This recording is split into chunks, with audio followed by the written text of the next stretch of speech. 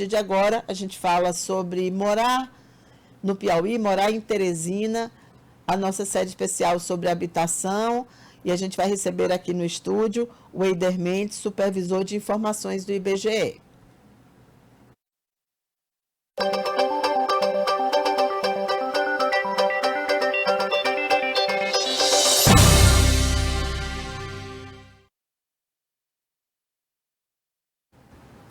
Oi, Eider, bom dia, muito obrigada pela sua disponibilidade. Bom dia, Cíntia, bom dia, telespectadores e ouvintes de Notícias do Dia. Sempre um prazer estar aqui com vocês. Olha, o censo do IBGE, Censo Demográfico 2022, ele é realmente um raio-x do Brasil. Aliás, eu acho que esse exame de imagem nem se aplica. Ele é mesmo uma ressonância, que é mais detalhada, né? Que é mais detalhada, que mostra muito mais aspectos do que somos, né, enquanto população e do que é o lugar onde a gente vive e uma série de desdobramentos do censo. Um desses desdobramentos é o detalhamento sobre a forma de morar do piauiense. A nossa série é sobre Teresina, mas a gente vai trazer você aqui para fazermos um panorama das características de moradia no estado do Piauí. Eu não sei por onde você vai começar, mas eu vou aqui pela ordem do que eu recebi, porque eu fiquei muito impressionada que o Piauí ainda é o estado de moradia ou de domicílio mais horizontalizado do país, né? Onde tem o maior percentual da população vivendo em casa e não apartamentos, Eider. Exatamente, Cíntia. Na realidade, o Piauí, ele foi o estado com o maior indicador de domicílios tipo casa, né? Com 94,63%, praticamente 95% de casas e apenas 4,59% de apartamento. Contra, por exemplo, o Distrito Federal, onde 35% praticamente dos domicílios do Distrito Federal são apartamentos. Isso, é o tipo praticamente de Brasília, né? Quase todo verticalizado. Aí outros estados, tipo o Rio de Janeiro, já cai um pouco mais para 22%, uma a cada 4 habitações seriam apartamentos no Rio de Janeiro. Mas é um indicador ainda de que o piauiense não aderiu, ou talvez não tenha ainda de sua disponibilidade, apesar da grande quantidade de empreendimentos que são feitos de apartamentos, mas ainda não tem para o mesmo porte, por exemplo, de cidades grandes, né? Não tem ainda e talvez não tenha capacidade talvez até financeira de comprar. Sim. Talvez seja um pouco mais caro. Eu acho que é muito tipo por causa disso. Habitação também. Porque a gente tem, Eider, salvo engano, na última pesquisa também sobre isso, um dos metros quadrados mais caros do Nordeste. Sim, a gente vê, por exemplo, pelo menos lendo na mídia, em órgãos especializados, que o metro quadrado aqui em Teresina é mais caro do que em Fortaleza, por exemplo. Comprar um apartamento em Teresina é mais caro do que numa metrópole como Fortaleza. Né? Se duvidar, é mais caro até do que se comprar um apartamento em Paris. Se duvidar, acaba sendo. E isso também indica um pouco como a cidade, e aí a gente fala a cidade de Teresina, porque Teresina tem o maior número de habitantes, né? Sim. Você tem hoje, o censo chegou em 3.119.453 pessoas, né? 3.271.000 pessoas. 271, está diferente aqui do meu. Teresina tem 900 mil habitantes. Isso, quase 1 milhão, quase né? 1 milhão. E demorou muito, foi muito lento o desenvolvimento da cidade. Isso também, eu acho que tem a ver com esse dado aí das casas, né? A própria resistência das pessoas, mas acho que a condição financeira que você mencionou... Pois é, eu acredito que talvez a condição financeira, porque na realidade não é um empreendimento barato para se comprar. Não é. O próprio metro quadrado é bem mais caro, uma estrutura mais diferenciada, não é tão simples quanto se fazer um condomínio de casas, por exemplo, que é muito mais simples, em termos de estrutura, talvez. Sim. Né? E aí, a informação que a gente tem é que, talvez em razão dessa preferência... Tá se voltando de novo aqui. As pessoas estão voltando a procurar os condomínios, mas de casa e não de apartamentos. Na realidade, né? A gente vê uma opção que é feita para as pessoas, esse condomínio de casa. Como se fosse, talvez, para quem não gosta de morar em apartamento, é como se continuasse morando em casa, mas agora um grande condomínio com mais segurança, por exemplo. Né? Eu, por exemplo, moro em apartamento por circunstância, mas eu não gosto, eu detesto. Não gosto mesmo. Bom, vamos para frente aqui para a gente falar também sobre um outro dado que eu achei interessante, que é a população que mora só. Isso já apareceu lá quando você fala no número de... Você mostra o número de pessoas por domicílio. Vem diminuindo a cada censo, né? Uhum. Piauí já teve 5, foi, Eider, no passado? 5 pessoas no mesmo domicílio Isso, em média? hoje nós temos em média cerca de 3 pessoas por domicílio, que daria basicamente, talvez, pai, a mãe e um filho. E pai, mãe e filho. E é na prática o que a gente vê pela própria redução da taxa de natalidade, da população, as mulheres, a sua taxa de fertilidade tem caído basicamente, né? A taxa de reposição da população tem ficado muito pequena e a gente vê, inclusive, pelos dados do IBGE, Cíntia, que há uma projeção que a partir mais ou menos de 2036, o Piauí ser um dos primeiros estados do Brasil a ter uma redução da população. Né? Ou seja, nós vamos chegar a um ápice da população e vamos reduzir. O Brasil também, um pouco depois, talvez por volta de 2041, 2042, a cair a população. E em 2070, na projeção, nós temos menos população, talvez, do que hoje. Né? A redução... O Piauí vai ser quando? A partir de 2036. 2036 vai ter já o início de uma redução. Isso é muito ruim, né? A gente sabe que não é bom. Isso, a gente percebe, na realidade, inclusive pelos dados do próprio census, que, por exemplo, em 2000, nasciam 70 mil crianças no Piauí. E a projeção para 2070 é de 20 mil só. Vão cair 50 mil nascimentos em 70 anos. Então você vê que há uma tendência muito grande de retrocesso da população. E isso vai trazer consequências, né? Vai ter que se aumentar, vai ter um envelhecimento da população, Sim. O Estado vai ter que pensar em como dar auxílio para essa parte da população que está ficando cada vez mais idosa, vai reduzir seguramente...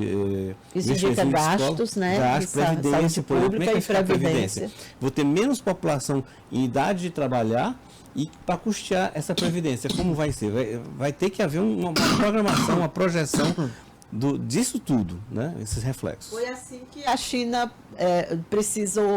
está precisando hoje estimular que as pessoas tenham filho, né? Sim, eles passaram por muito tempo com aquela doutrina do filho único. Sim, isso está se refletindo agora, que eles estão, apesar de ter 1 bilhão e 400 milhões de habitantes, se vê assim, achando que realmente é muita coisa, mas estão decaindo já. Então, é preocupante, porque vem também a questão da população ficando mais velha, como é que vai sustentar essa população mais velha, né? Toda uma questão até atuarial. Tá. Tem outra coisa também que me chamou a atenção aqui, que é o seguinte... Eu gosto até de dar um detalhe com relação a essa população morando sozinha, né? Já que a gente isso, falou era isso mesmo. No Piauí, por exemplo, são 14,81% da população morando sozinha. No Brasil, são 18,94%, ou seja, no Piauí ainda se mora sozinho, menos do que no Brasil.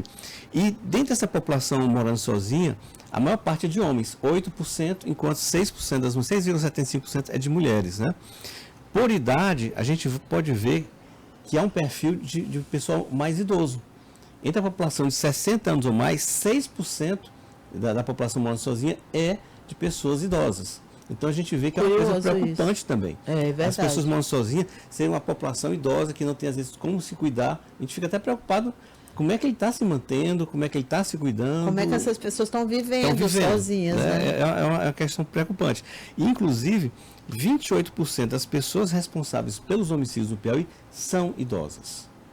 Então quem mantém um domicílio no Piauí, quase 30% são pessoas idosas. Isso também me impressionou, porque mostra o seguinte, é uma nova classificação etária de provedores. Sim, sim. São as pessoas que é o avô cuidando do filho, do neto ainda.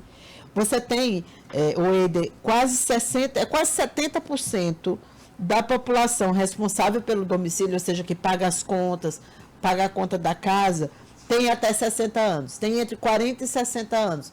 Ou seja, o piauiense demora muitos anos, leva muitos anos na sua vida para conseguir prover, para conseguir ou ter uma casa ou ser responsável por ela. Isso também chama a atenção, porque quando você tem de cada 10 pessoas que são os provedores da casa, né, que são as pessoas responsáveis por aquela casa, né, pelo domicílio, pagar as contas de água, luz, telefone e tal, essas pessoas têm entre 40 e 60 anos, então até 40 anos Você não tem esse pessoal fazendo isso. É minoria. De 40 para frente, é praticamente quase 70%, né? É, quase 70%, juntando aqui as duas classificações.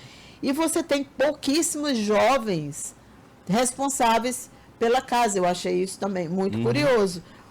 Muito tem aquela característica que não é, por exemplo, do americano. Aos 18 anos, o jovem é impelido a deixar a casa dos pais e cuidar da própria vida, né? Te vira.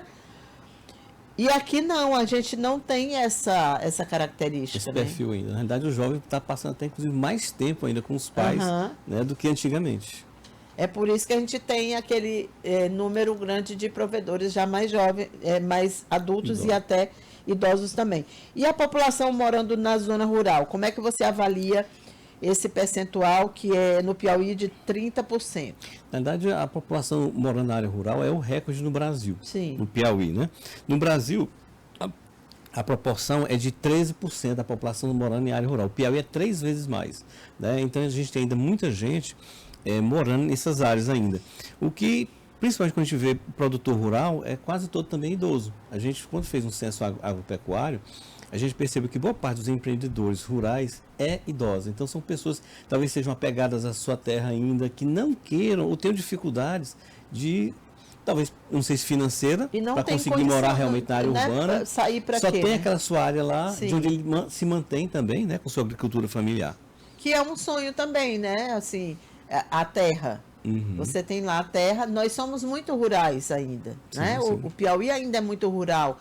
Quem mora aqui em Teresina, agora que você já tem gente que nasceu em Teresina, mas sei lá, eu acho que há 50 anos atrás, eu estou chutando aqui, gente, mas no século passado, por exemplo, você não tinha gente nascida que era a maioria pessoal vindo do interior, né? E uma coisa que a gente está vendo também, com relação até mesmo a essa questão do empreendedor rural, que está ficando, um pessoal que está ficando muito velho, os filhos dos empreendedores rurais, de acordo com o censo agropecuário que o IBGE fez, não está mais assumindo os encargos rurais dos pais. Eles preferem mudar para a cidade, estudar, arranjar um trabalho, do que continuar na área rural junto com os pais. O que é o erro de a ausência de política pública, porque foi assim que a China reduziu a pobreza. Foi deixando as pessoas no campo, né? Não foi tirando. Tirar nunca é um bom resultado, nunca é um bom negócio. Pelo menos no Brasil não está sendo.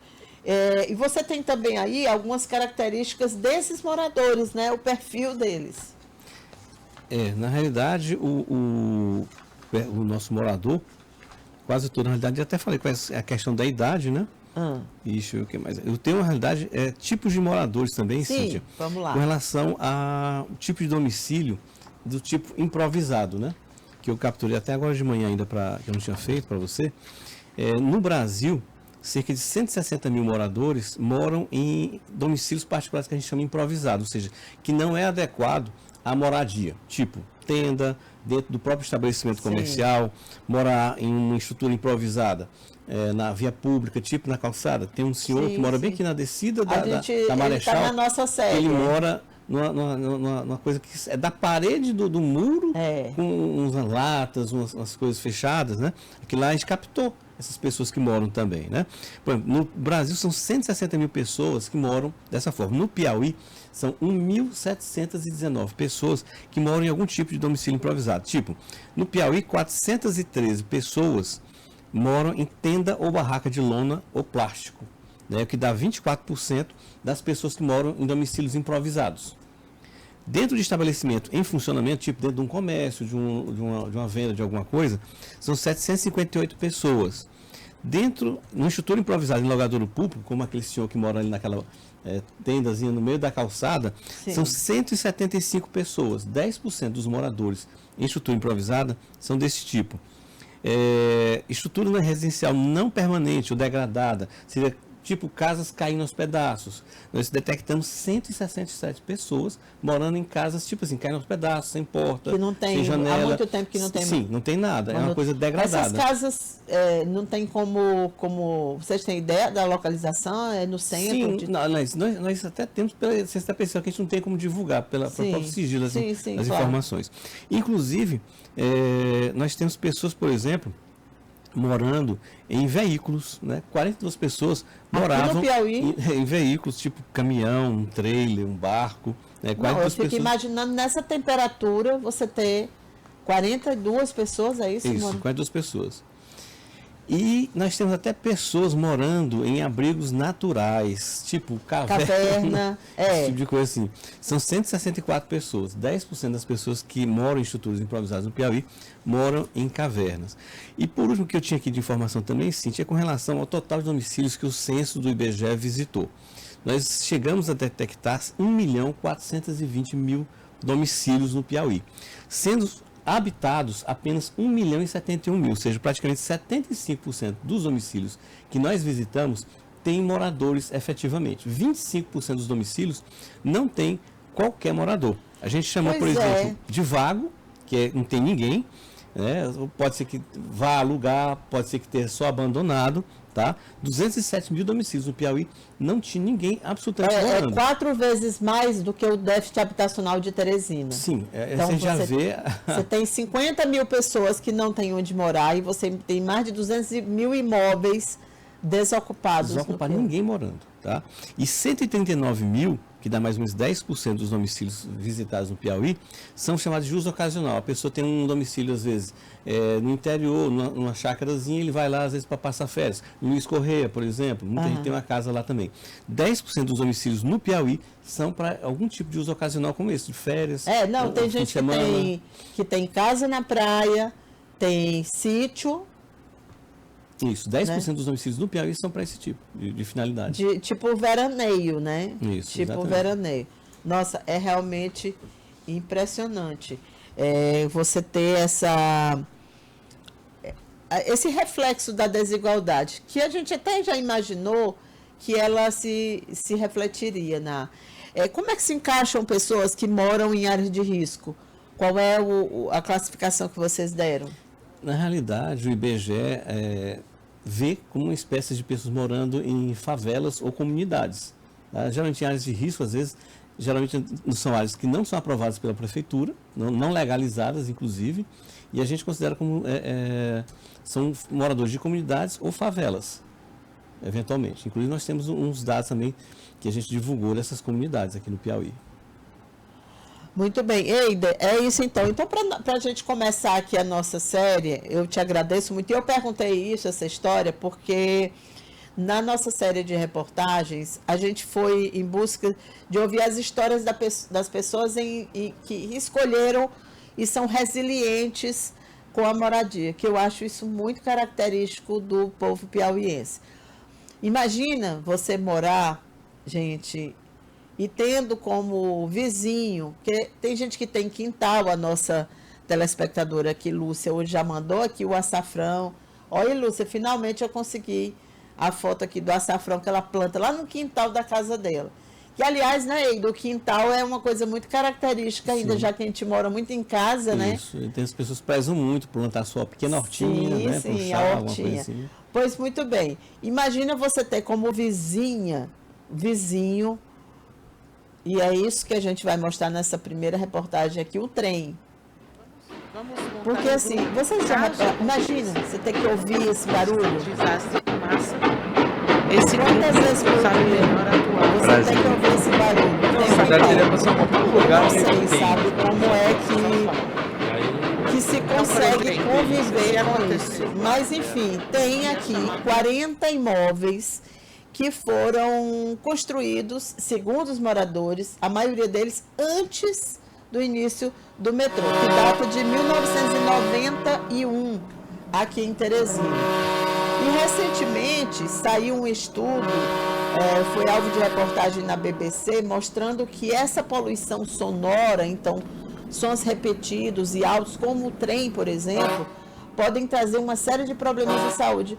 Mas o que me surpreendeu ao visitar esse local, aqui em Teresina, que a gente nem repara, porque muita gente não sabe que tem casa para ali, é que as pessoas se acostumaram e, mais do que isso, gostam dali, não querem e acham um lugar muito seguro. A gente vai explicar aqui para vocês na primeira reportagem.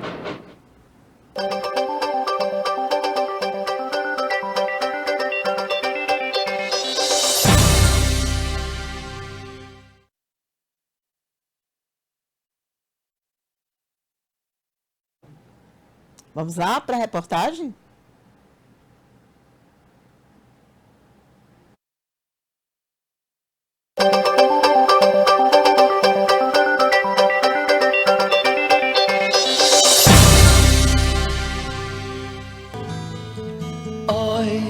Oi, o trem vem surgindo de trás das montanhas azuis. Olha o trem. O que veio primeiro, o trem ou as pessoas? Os moradores deste pequeno trecho no bairro Cristo Rei garantem que já estavam aqui antes da chegada do metrô em 1991. Fumegando, apitando, chamando os que sabem do trem. Oi, é o trem. As dificuldades começam pelo acesso em meio à passagem ferroviária na Avenida Higino Cunha. Quem tem carro estaciona bem longe de casa. A melhor forma de visitar Dona Teresa é caminhando à margem dos trilhos.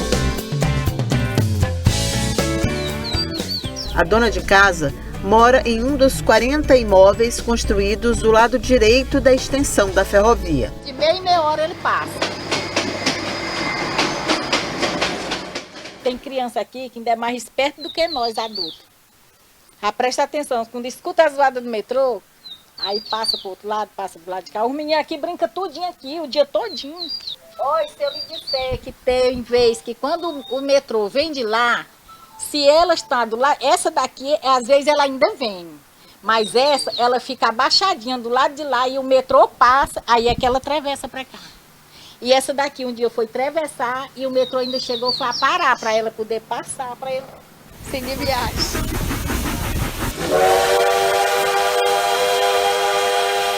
Mas nem sempre a boa vontade dos maquinistas consegue evitar acidentes por aqui. E os moradores já presenciaram vários deles. O acidente entre o metrô de Teresina e o trem cargueiro ocorreu por volta das 16h30 da tarde, nas proximidades da Avenida Higino Cunha. O metrô aqui é o transporte que menos mata. Se você pensar, é um que não sai da sua linha. As pessoas que facilitam. Seu Raimundo e Rosileide são donos de uma fábrica de móveis que funciona há mais de 40 anos. A entrada dos clientes fica do outro lado da rua, mas a oficina é aqui mesmo. Um pequeno pedaço aí, né, que é o suficiente para botar. Chega aqui, a gente carrega, faz o serviço aí, tira no meio do mundo de novo. A gente vê que o barulho é grande, mas é acostumar mesmo, fazer o quê? Logo que tem para morar esse mesmo, então é aqui que é aqui mesmo, né? Conta dessa história do trem passar, o senhor estava me falando que treme e tal, mas o senhor se preveniu quando foi construir, né? Foi, exatamente. Foi umas colunas bem mais resistentes. Inclusive, se fosse para botar mais outro pavimento em cima, tem condição, né? Mas aí ninguém vai mexer muito com isso aí, não. Deixa como está mesmo, viu? Morar ao lado de uma estação ferroviária tem muitas desvantagens, mas a comunidade parece tão acostumada que a expansão das linhas anunciada pelo governo do Piauí trouxe apreensão a eles. Pelo menos 50 casas serão desapropriadas com a obra, que vai ampliar a capacidade do transporte, hoje restrito a 13,5 km de trilhos e apenas 11 estações. A senhora não tinha vontade de morar num lugar mais tranquilo? Até porque não tem mais um lugar tranquilo, de jeito nenhum. Se a gente sair daqui do nosso bairro aqui, que é muito bom, pô, é perigoso a gente ir para outra, que já nós não temos a liberdade de se sentar na porta da casa e bater papo com o vizinho, nem nada. Quem sabe agora, a Rosileide finalmente consegue usufruir do trem que passa todo dia na porta da casa dela. Nunca andei. Passa na sua porta e a senhora não anda. Pois é.